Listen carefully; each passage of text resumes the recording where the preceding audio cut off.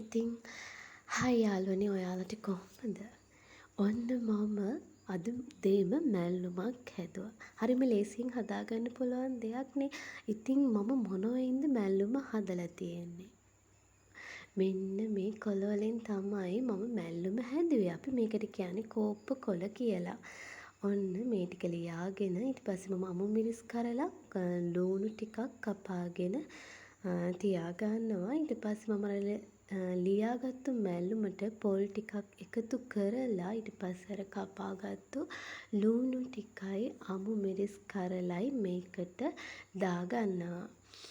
ඊට පස්සේ මම මේකට ලුණු ටිකක් එකතු කරනවා. කහ කුඩු ටිකක්.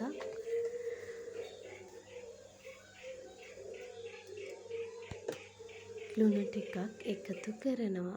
ඔන්න ඊට පස්සේ මම තාච්චියක් ලිපේ තියලා අර මම හදාගත්තු මැල්ලුම මේකට දාලා මේ මලව ගන්නයි යන්නේ.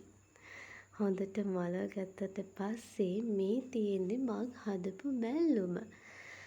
ඉතින් මැල්ලුම් කන්න ගොඩාක් අය කැමතියිනේ. අකමැති අයත් ඉන්නවා. හැබැයි මැල්ලුම් වර්ග අතරින් මම කැමතිම මැල්ලුමක් තමයි කෝප්ප දළු මැල්ලුම කියලා කියන්නේ.